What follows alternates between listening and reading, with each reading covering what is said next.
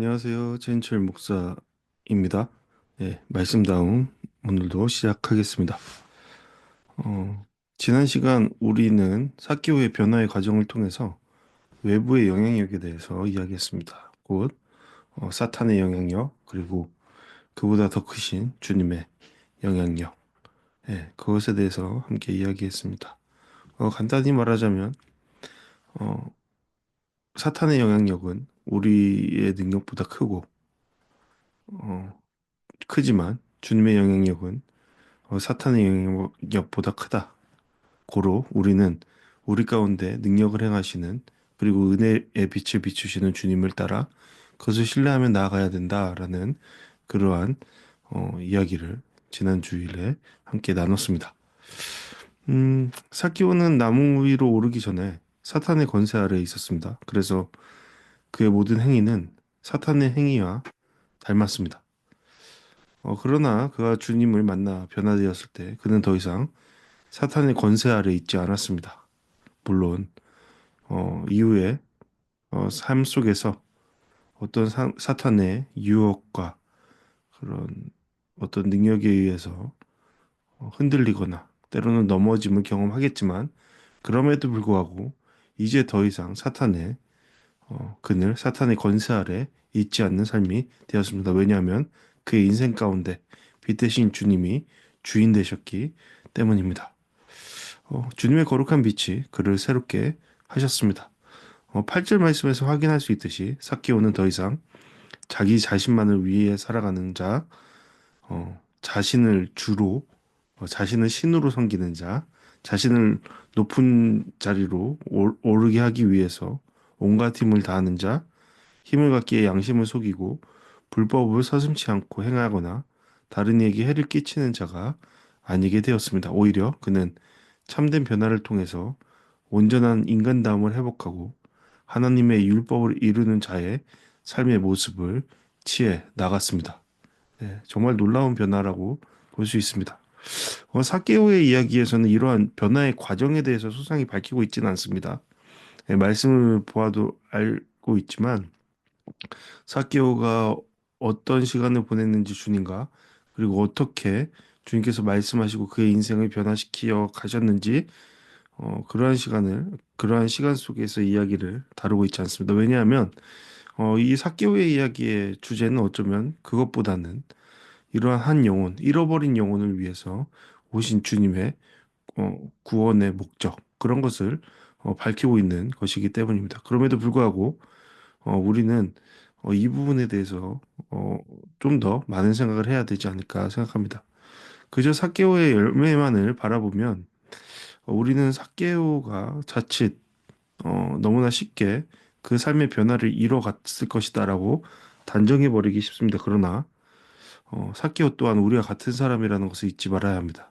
그러니까 우리도 그의 변화의 삶에 대해서 오해하지 말고 그 변화의 삶이 얼마나 어려운 것이었는지 생각하면서 우리 또한 그 변화의 과정으로 들어가야 된다라는 겁니다. 그러니까 그 놀라운 변화의 이면에는 엄청난 수고가 있었다. 예.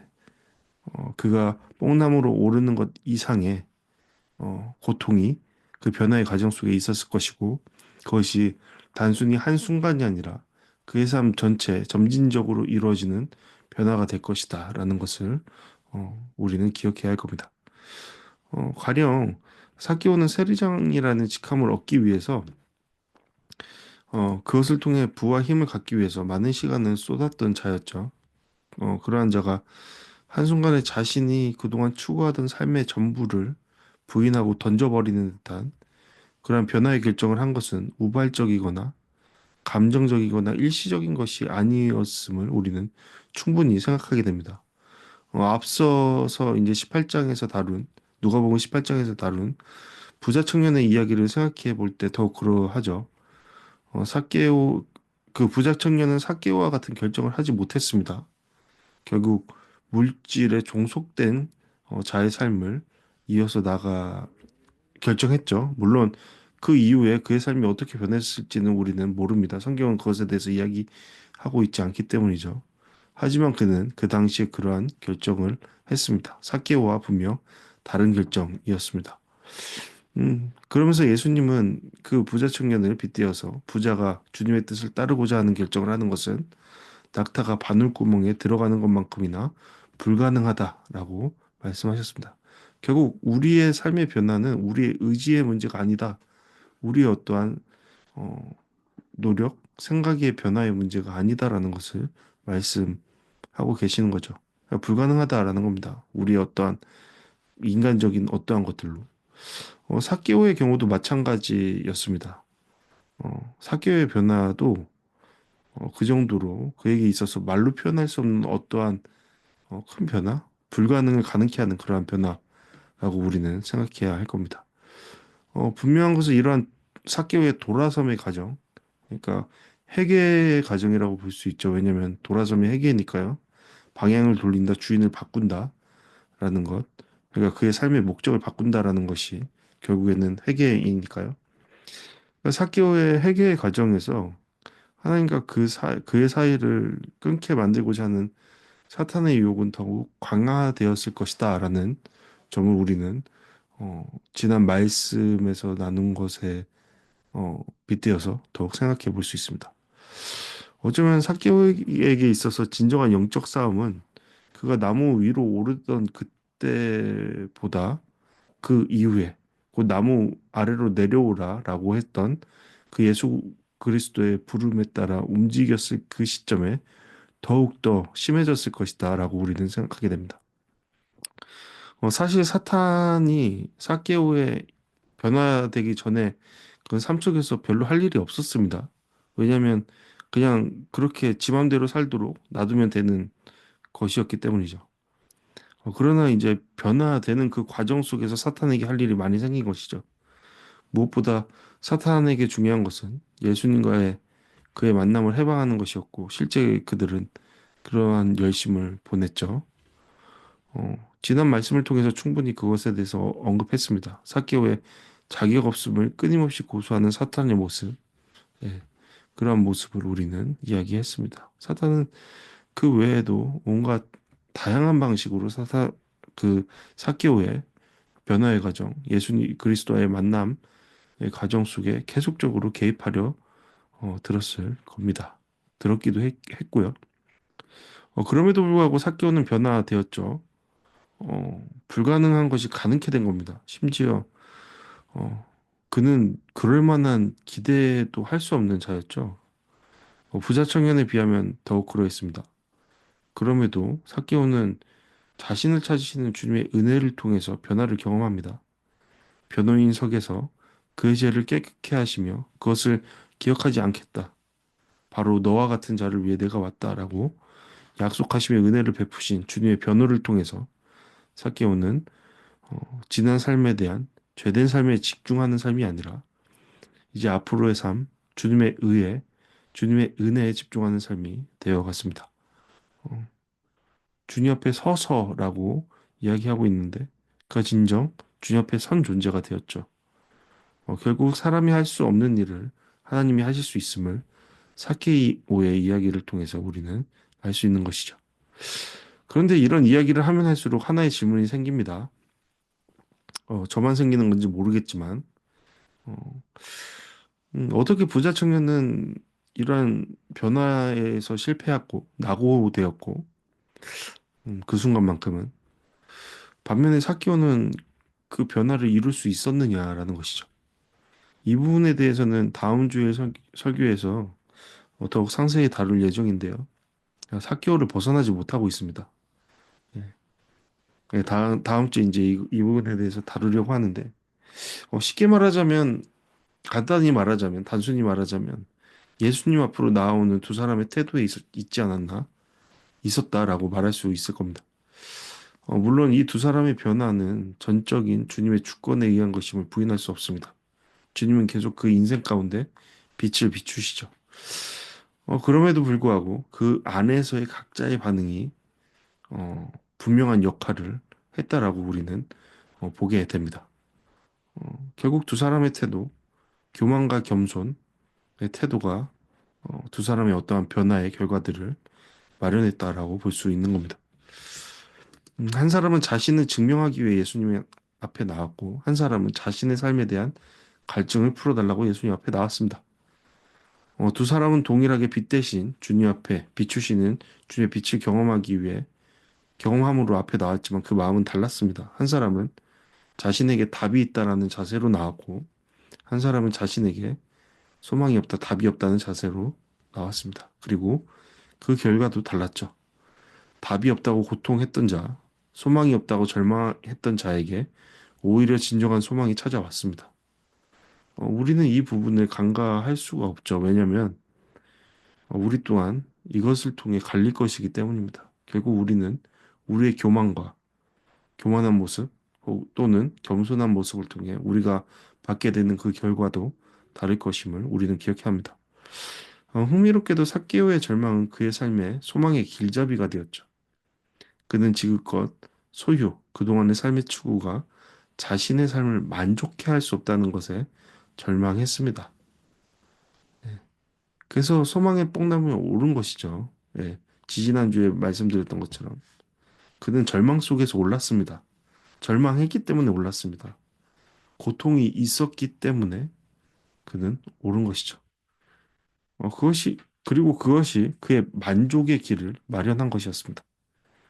그의 공허함을 채울 수 있는 길, 그의 소망 없음을 어, 소망으로 바꾸는 길을 마련한 겁니다. 우리는 이 부분에서 뭐 짧게 언급하고 가겠지만 우리는 이 부분에서 교훈을 얻게 됩니다. 그리고 우리는 이 부분에서 우리 자신에게 질문을 하게 됩니다. 우리 스스로에게요. 뭐라고요? 충분히 나 또한 나 자신에게 절망하고 있는지요. 역설적으로 나 자신에게 절망하고 있는 자에게 있다라는 것을 말하고자 하는 겁니다. 결국 마음이 가난한 자가 하나님의 나라를 보게 될 것이며 하나님 나라가 그들의 것이다라는 주님의 말씀을 우리는 생각하게 됩니다. 여기서 말하는 절망은 단순히 염세적이거나 부정적인 자세를 취하는 것이 아닙니다.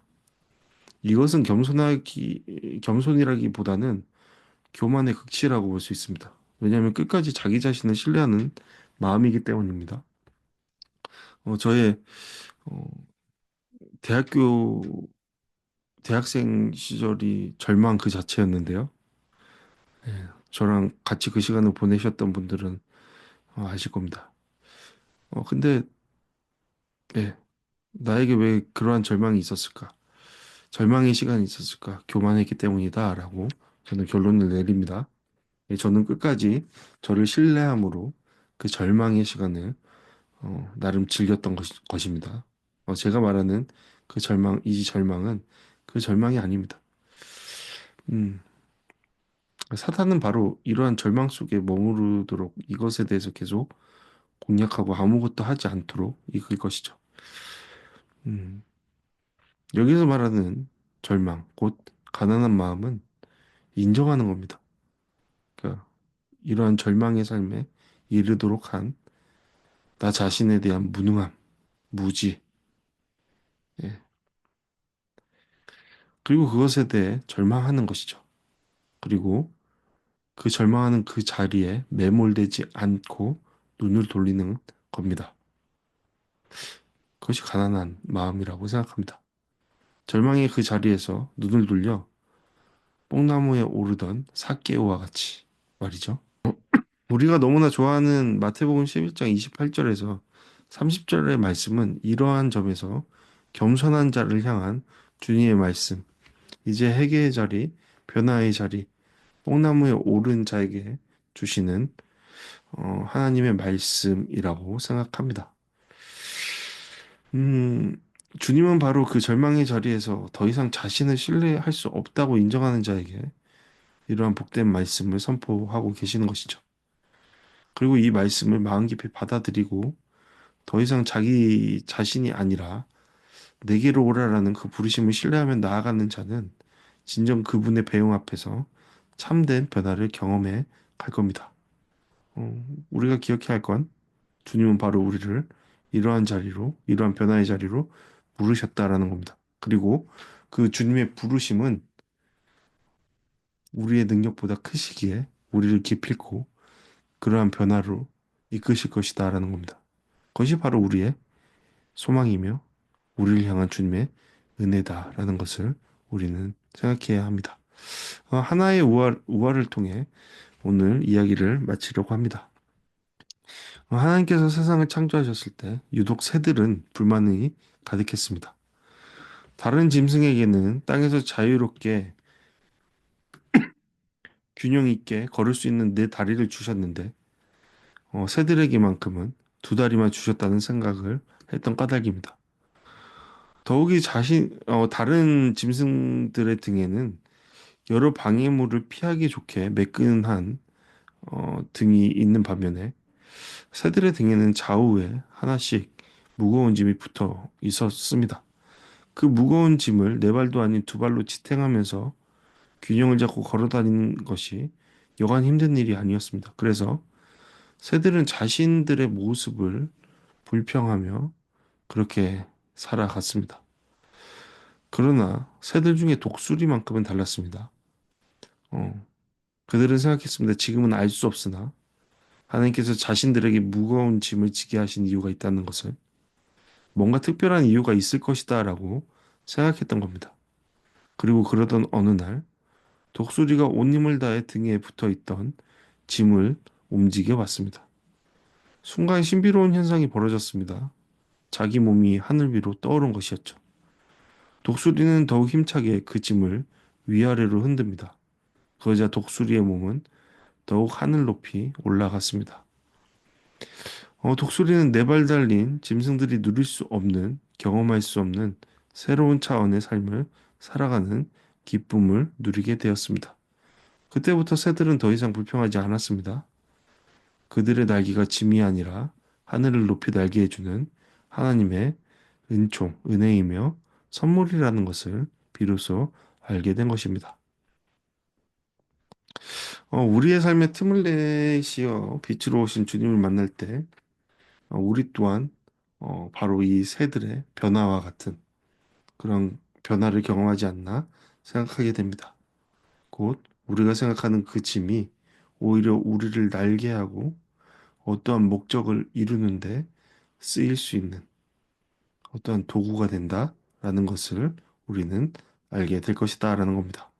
곧 하나님을 경험할 때, 하나님을 따를 때, 빛 대신 주님 앞에 거할 때, 더 이상 우리의 삶이 짐이 아니라 하나님의 은혜이며 선물이라는 것을 알게 될 것이다라는 겁니다. 그러한 복을 누리는 우리 모두가 되었으면 좋겠습니다. 무엇보다 겸손한 마음으로 나를 신뢰하는 것이 아니라 주님을 신뢰할 때 그러한 삶이 이루어짐을 믿습니다. 그러한 부르심 가운데 나아가는 우리 모두가 되었으면 좋겠습니다. 그러기를 소망합니다. 음, 오늘은 주의 옷자락 만지며 라는 찬양, 나무엔이 부른 이 찬양을 함께 들으면서 마무리하려 합니다. 이 찬양의 가사처럼 겸손한 자의 모습으로 주님 앞에 엎드리는 우리의 삶 되기를 간절히 바랍니다. 감사합니다. 다음 주에 또 뵙겠습니다. 샬롬.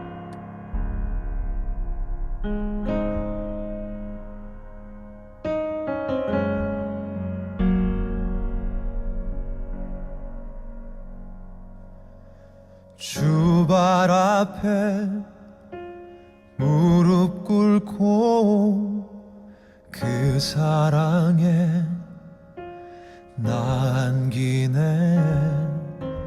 어떤 말도 그 어떤 소리도 그 발 앞에서 잠잠해지네.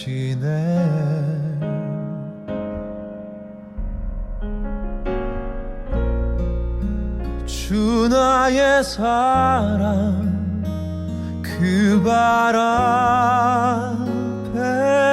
앉아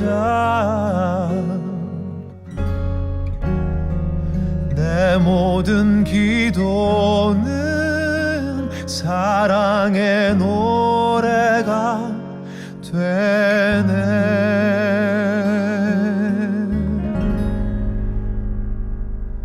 주의 옷자락 만지며 주의 두 발을 씻기며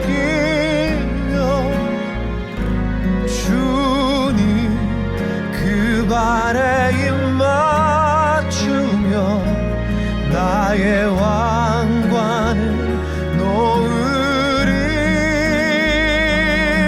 주의 옷자락 만지며 주의 두 발을 씻기며 주님 그 발에 입 맞추며 나의 왕관을 놓으리.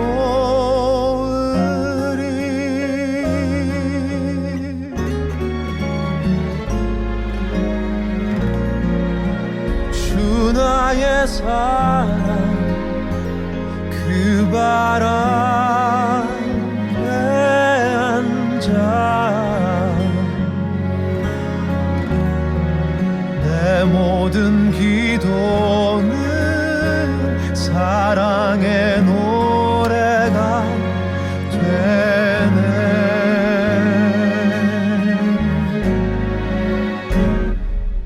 주의 옷자락 만지며 주의 두 발을 씻기며 주님 그 발에 입 맞추며 나의 왕관을 놓으리. 주의 옷자락 만지며 주의 두 발을 씻기며 주님 그 발에 입 맞추며 나의 왕관을 놓으리.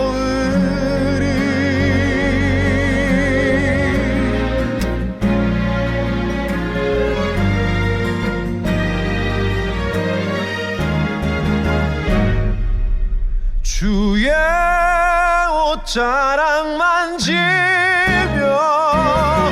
주의 두 발을 씻기며 주님 그 발에 입 맞추며 나의 왕관을 놓으리.